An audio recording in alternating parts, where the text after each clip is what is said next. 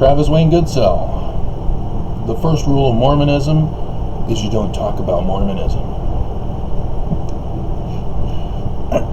Talking to Mormons has been difficult for me as a born and raised Mormon myself.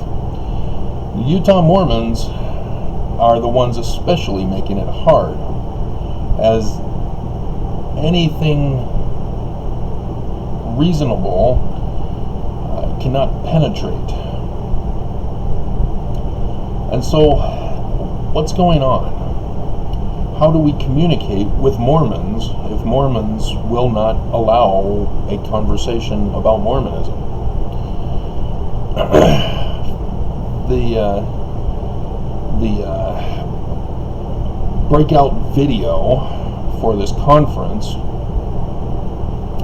has exposed the dark side of Mormonism. They are not listening to my video and are immediately hasty to run to judgment to condemn me. And in that condemnation, they reveal their error themselves, because it's the exact same accusation that they're accusing me of. They're projecting, in other words. And so, if I talk to Mormons and say, hey, the Book of Mormon, and Mormons respond with, you're an antichrist, you're an apostate, you were kicked out of the church by your bishop, if they knew my situation. Others say, you're excommunicated. They assume things about me. I don't know what happened. Or you're evil, you're deceptive, you're lying. See, right away, I have been told I can't talk to the Mormons who make that kind of a response. I can't talk to them. And it's not me who's directly talking to them. I'm doing videos online. So I'm just putting my videos on my channel. Those who click on my video to watch it are the ones who are upset, who let me know they don't want to watch my video and came on my video to tell me this. But in reality, if they were my neighbors, how am I going to talk to them when they respond, hey, how's it going? Don't talk to me, Antichrist, horror, apostate, evil. How am I supposed to communicate with such a neighbor? I can't. They have let me know by building up a wall to ban any kind of communication. And so, what happens if I need to communicate with them? Need to. For some other thing other than Mormonism. You know, hey, I just saw your kid get kidnapped. Don't talk to me, liar and deceiver. Your kid is in the hospital with coronavirus. Don't talk to me, apostate antichrist. Do you see how dangerous it is to have that kind of communication? It doesn't help. It causes harm. But I'm still going to get the thumbs down. I'm still going to get the hate comments, aren't I? They will not stop. And this comes from a defensive mechanism similar to the spiritual witness mechanism. So this is the fundamentalist extremist Mormon who gets violent and angry when you try to talk with them. My videos are just samplings of Mormons on how we cannot communicate with them. But this is a defense mechanism on their part. they're scared and terrified I'm going to expose and destroy the church with my simple videos.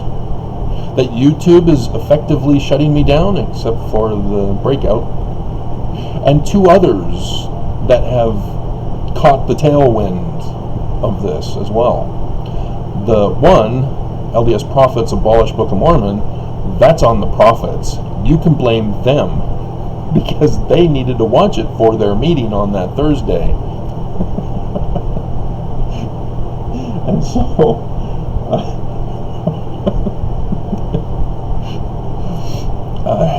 that one's over 2,200. I think it's moved into 4th or 5th place by now.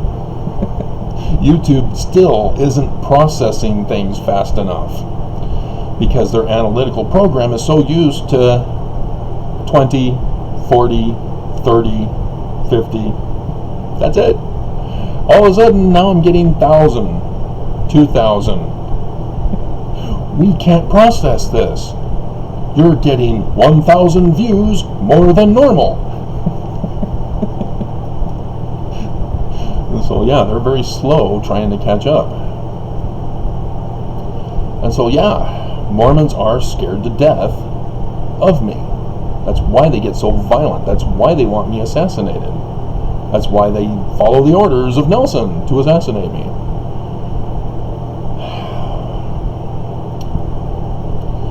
And I told you about the history of the 3 prophets.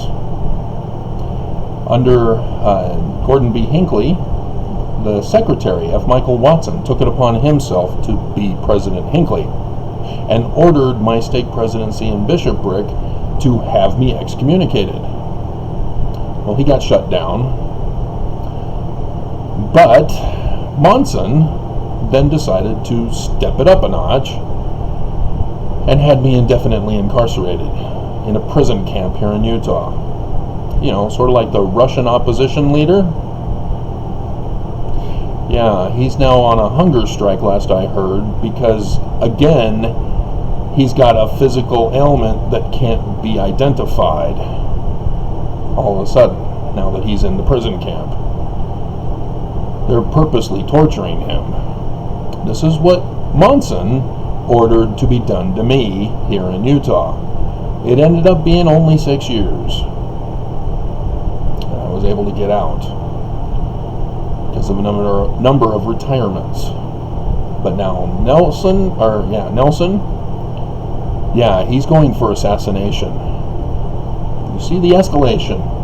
Excommunication, not good enough. Lock him up, not good enough. Murder him. And so you can't communicate with such hostile resistance. You say, and what are they all hostile about? Joseph Smith is a translator? Really? Did you guys know this? I did the research and the work and scientifically showed Joseph Smith is a translator, not a spiritual witness. And so Mormons, who are of that category, who agree with me, yes, Joseph Smith is a translator. Yes, we both agree. But then I go into talking about some of the consequences of Joseph being a translator. Well, he didn't finish the book of Abraham. This is how you finish the book of Abraham. Oh, no, you're not a prophet, Travis. You're not a translator. But I thought we were agreed. Joseph is a translator. No. Only Joseph. But the prophets are screwing up, let alone not knowing translation. Nelson thinks that Isaiah is God will prevail. And he doubled down last night. I can't communicate with these Mormons either, because we agree on the conclusion, we disagree on the premises. Because if I were to ask him, okay, well, how is he a translator? They couldn't say. It's just the gift and power of God. That's the next one. Mormons who backtrack when you confront them on this. Joseph Smith is a translator. Well, how did he translate? Gift and power of God. Well, what's the gift and power of God? And it's just revelation. So he's not a translator. No, that's... See, they keep backtracking until they back themselves up into a corner and they can't get out of it. And then this is where they either become the, you can't judge me, I'm a religious person and I can worship how and where and what I may, and you can't judge me, you're the Antichrist, Korahor, apostate, evil. Or they, spiritual witness, you can't judge me, I have a spiritual witness. And that's the next category of communicating Mormons. Spiritual witnessers. This is the alternate peaceful bubble shell, but it's not so peaceful.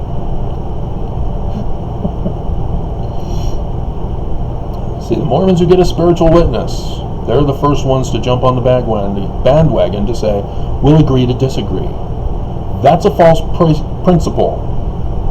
If you're unaware of that, what is truth then? Both sides have decided to agree to disagree. What then is truth? You're in an office, you have clients. They need work done. But your coworker and you are supposed to get that work done for them, but your coworker throws out, we'll just have to agree to disagree. How does the client get served with their paid product? They don't. And so, agree to disagree needs to be kicked to the curb, along with all the other things that come popping up. The positive affirmation, and you have to affirm my beliefs. Dear God, political correctness. And then the worst is what Democrats are trying to do. They're trying to elevate segregated groups, or elevate discriminated groups segregationally. They're trying to make everybody equal, but keep them all segregated. It's a little deceptive ploy. We need to be a melting pot. And we cannot do that if we try to favor certain groups who are being picked on. Laws must be general and equal for all. Not for the rich, not for the celebrities, not for the GOP, not for individual discriminated groups. And so, voting laws, just a general voting law. People are allowed to vote, period. You don't need a separate law. Women need the right to vote. Blacks need the right to vote. New American citizens, naturalized, need the right to vote. LGBTQIA+ need the right to vote. See what's going to happen as a result. You're going to have to create a law for each and every segregated, discriminated category. And so, yes, Democrats do need to do it because Republicans are denying the vote. But it should have been the courts to shoot them down, so that Congress doesn't need to create new law saying everybody has the right to vote. And nobody, no state, no city, no person can prevent a person from voting. There's already that law. It's called tampering with the vote. And it's a federal felony crime. So why aren't we holding those in legislatures across this land accountable and responsible and punishing them with prison sentences? Likewise with Mormons. Mormons commit a crime, lock them up. But you can't in Utah because you've got everybody Mormon in the whole government system. And thus, we are denied rights. This is another communication difficulty in Utah. Because crime is not a crime. Reality isn't real when you think that a Mormon is a criminal. Especially a Mormon of privilege. Whether it be through the church or wealth or popularity or connection. And so again, that's another group. But the Mormon spiritual witnessers, yeah, theirs is a defensive mechanism. The church has taught this to Mormons because Mormonism Unveiled came out in 1933, I think. It was an investigator who happened to find the town where Solomon Spaulding grew up or lived. And the townspeople were telling him, yeah, this Book of Mormon that came through, that's Solomon Spaulding's book. He used to read it to us in the tavern. And the book gets written. Mormonism is unveiled. Mormons then encounter difficulties with the communities. And it doesn't help when you have the secret combination group within Mormonism going around picking fights and causing destruction of the neighbors, which led to a Mormon war and all sorts of other problems. Joseph Smith constantly getting arrested because of the secret group within his organization. And so then Brigham Young flees out of the country, comes to Utah,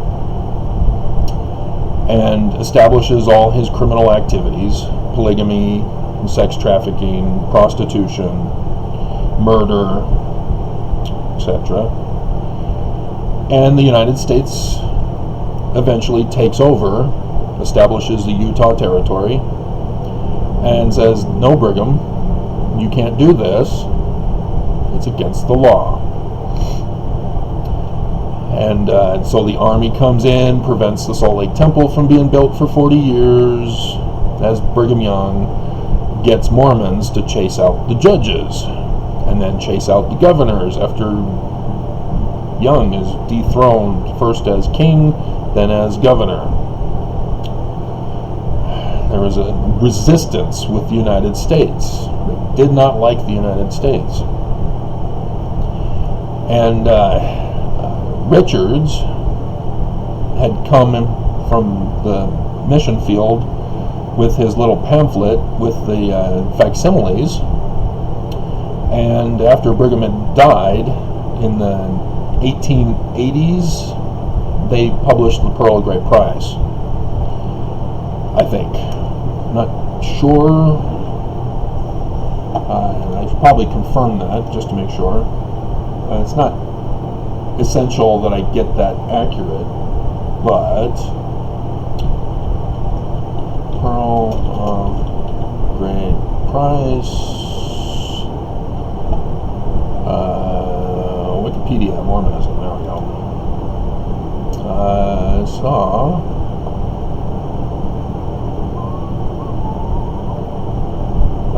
Let's see, contents, changes, oh, nope, 1851 edition. So it was during Brigham Young's time. So yeah, he allowed it. But obviously he didn't finish the translation. Granted, he didn't have the papyri, but facsimile number 3 never got gotten to.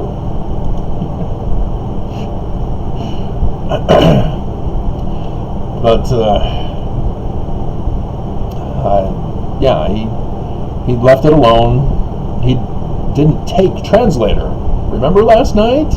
I did the video this morning. I put the clip in. I put my commentary. Not only are you excommunicated if you disagree with any of the choices, the chosen ones, but yeah, I placed a $5 trillion bet and I won. I expect payment from all of you. 16 million times 5 trillion? Wow. Maybe I have enough to buy myself a continent.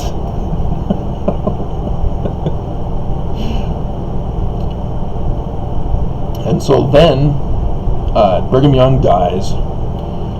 John Taylor takes over. He writes some polygamy revelations, puts them in his Doctrine and Covenants, and then the United States does the whole Edmunds-Tucker Act. Come in, locks them up, can't do that. We're the Church of God.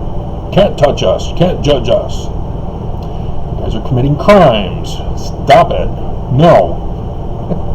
Then Wilford Woodruff. He caves. And the Church of Jesus Christ of Latter-day Saints is utterly destroyed from the face of the earth because of the Edmunds-Tucker Act. The United States conquers the Church of Jesus Christ of Latter-day Saints, the only true church on the face of the earth, destroyed. They don't tell us this, do they? And so then Lorenzo Snow comes along and says, hey, I got a great idea. Let's do what will eventually be called a mafia protection racket. You guys now have to pay your tithing to get the church out of debt.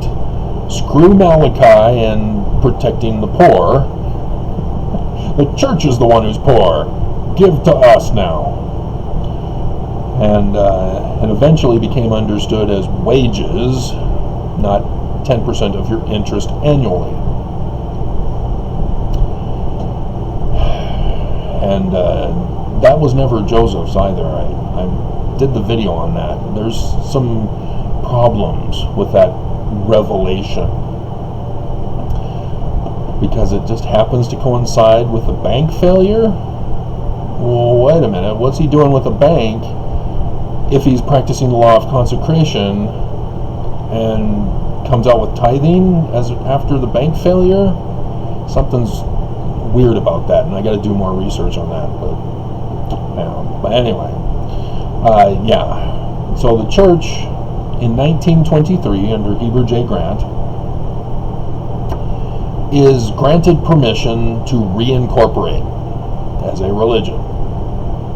They cannot restore Brigham's, cannot resurrect it, keep that buried in the ground, in the tomb.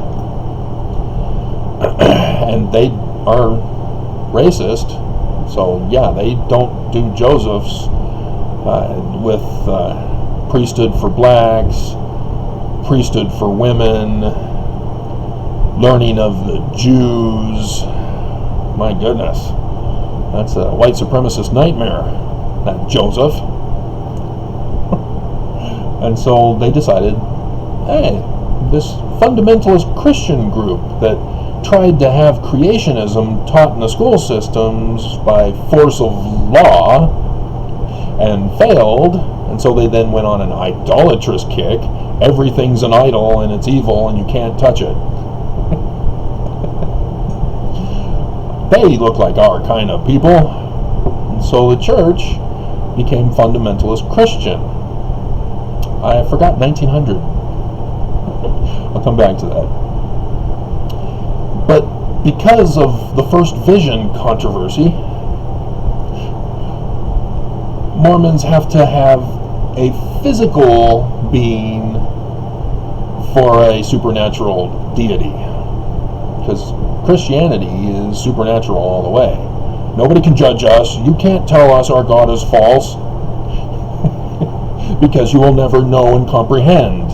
And you cannot comprehend that you cannot comprehend. So therefore our God is true. Because Constantine created him. and created a brand new Greek word for describing his nature and character. But if he's not capable of comprehending the incomprehensible God, how did he create him?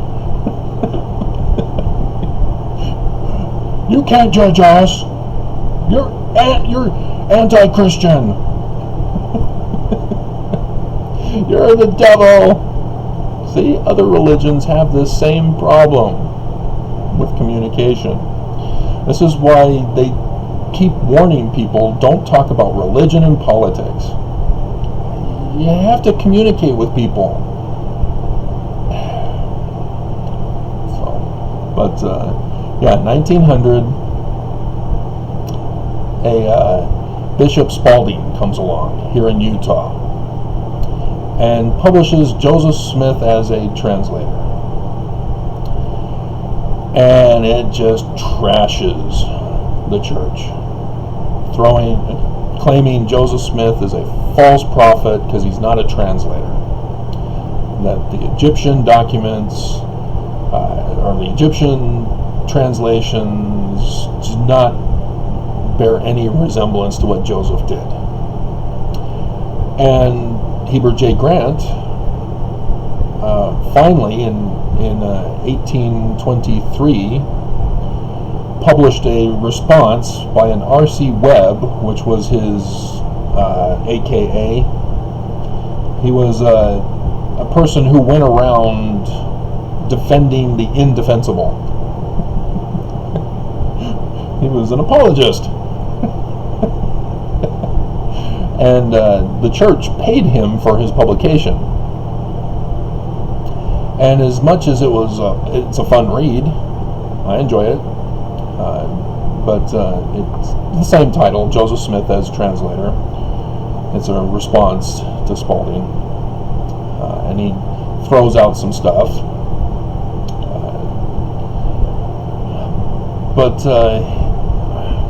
Yeah, it's bad news when you, the president of the church, who's supposed to be a translator, but you don't say that you're a translator, as you keep skipping it in conference after conference after conference. And some guy comes along and says Joseph isn't a translator. That's why they don't call themselves translators in conference.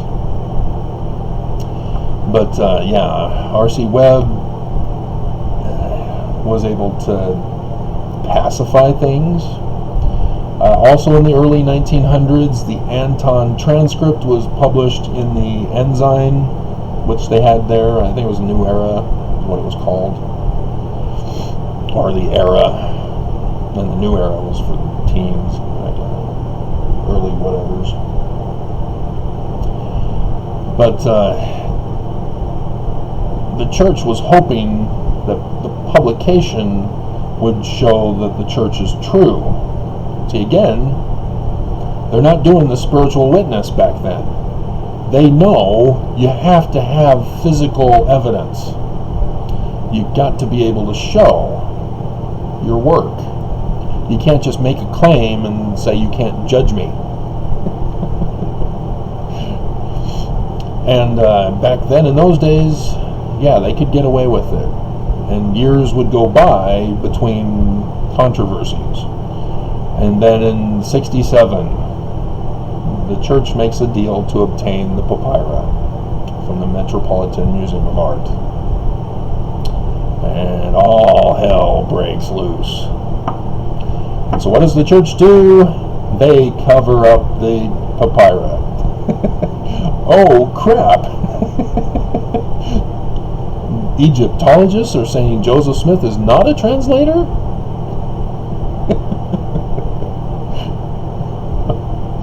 And so, yeah, they do what they did with Mark Hoffman.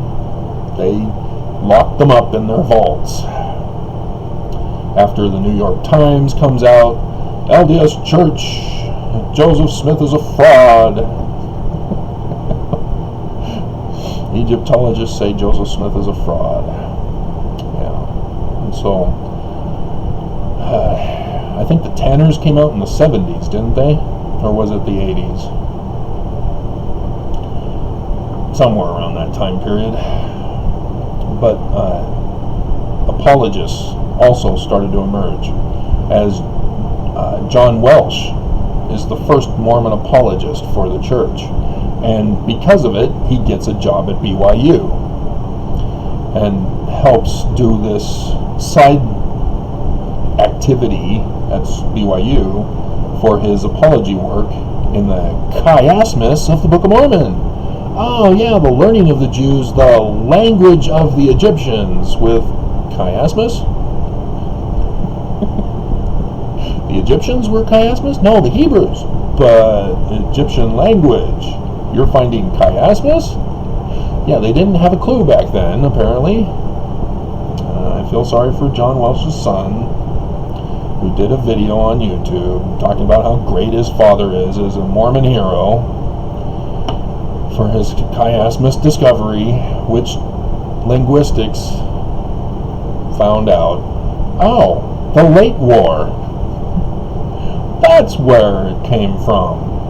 Yeah, the late war has the Hebrew chiasmus in it. Oops. But you'd think down goes John. Nope. The church still, apologists still to this day, will talk about chiasmus in the secret Mormon societies who have not heard about the late war.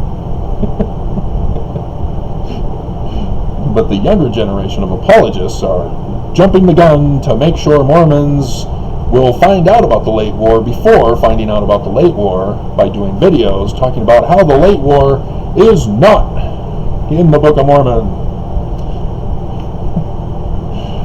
By their spiritual witness of fallacy. Plagiarism is proof of the Book of Mormon's truth.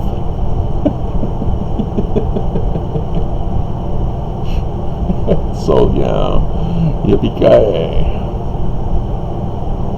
And then you have Mark Hoffman comes out with a salamander letter. Made it all up. There was no salamander. But the church leaders thought, oh crap, it's true. Joseph Smith was a witch. Because again, remember, they're white supremacists. They want nothing to do with Joseph. So are they focused on studying Joseph and what he did and have his history? No. No. They only have Brigham Young's word for it. As Brigham Young had it changed from Nephi to Moroni. And they haven't made that change yet either, even with the Joseph Smith papers now being released. They're not making the changes necessary for church history. But I did a video yesterday about it. Nobody wanted to watch that. Dear God. Seriously? Joseph Smith's first spiritual witness? Nobody wants to watch that? See, again, Mormons are scared, and they've run away. I'm not watching that. Oh, crap. Joseph Smith had a spiritual witness? Oh, crap. It's about the first vision, isn't it? Oh, crap. Wait a minute. That's not the first vision. That's him reading the Bible. Oh, crap. Oh, it's got the Apocrypha in it. Oh, crap. See, yes, in 1979, Kimball started rolling out the new editions of the Quad, as we now know it. The Bible was first in 79, and took out the Apocrypha. So no Maccabees with Nephi. and so, yeah, you can see how the church has been slammed. In 1981, the triple combination came out. They tried to decode the Doctrine and Covenants, and Mormons are like, what? What are you talking about, code? They can't understand and comprehend. Oh, it's conference time.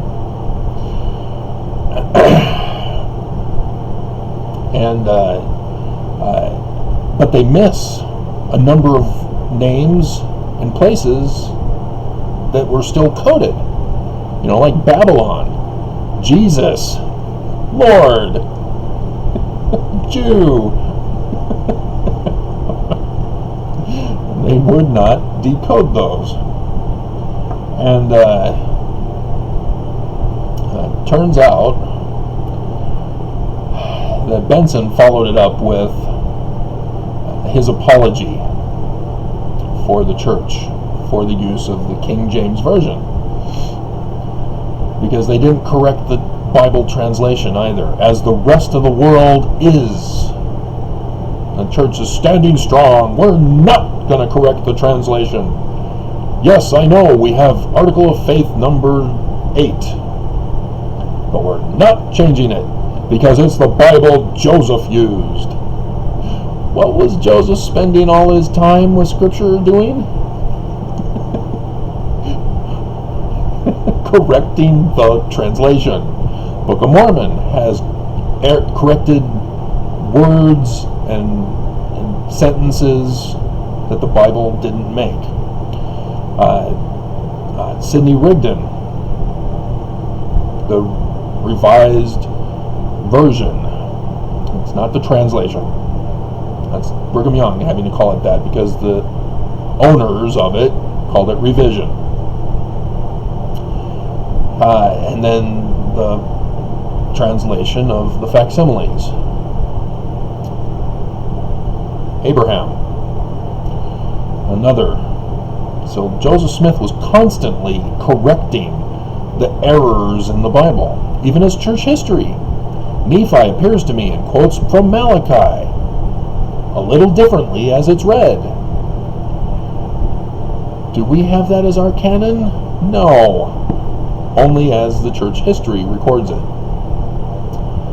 So yeah, Benson just says we're not doing it. So screw all of you all. And no Apocrypha. And so all this has just hammered the church. They're just getting slammed with translation. And so the church had to come up with a protection. Spiritual witness. No, Joseph Smith had received a spiritual witness and received revelation as to how to translate. It's not the translation that we call it. And so Mormons then adopt this in their lives. Oh, okay, spiritual witness. We have to get a spiritual witness, a personal witness, as Christians call it. That's why they join forces with the fundamentalist Christians, evangelicals. And so yes, that Christian joining then helped save the church all these decades, because now they can just claim spiritual witness. Spiritual witness? Yeah, your science means nothing to me. Your evidence, nope, fake news. Wow. They were doing it before Trump? Yes, they were. Where do you think Trump learned it from? And so, yeah, now you hear Oakes dismissing science, talking about Lucifer, because Mormons are so enthralled about his mantle that they're not listening to what he says. And they are literally getting away with criminal activity. So, there's Oakes and Nelson, all wearing their masks, as you are not allowed to attend. But you have to go to church, you have to go to the temple, you have to go on your missions, but stay away from them. So, alrighty. That, I think, helps explain why Mormons are so difficult to communicate with. They're scared. They don't know what to do if the church is out of their life. And how about embracing truth? Just saying. because I found out Joseph Smith is a translator. Wouldn't you like to know how to be a translator yourself? I gave Kwaku the keys of translation, and he threw it away. I'm never giving him anything ever again.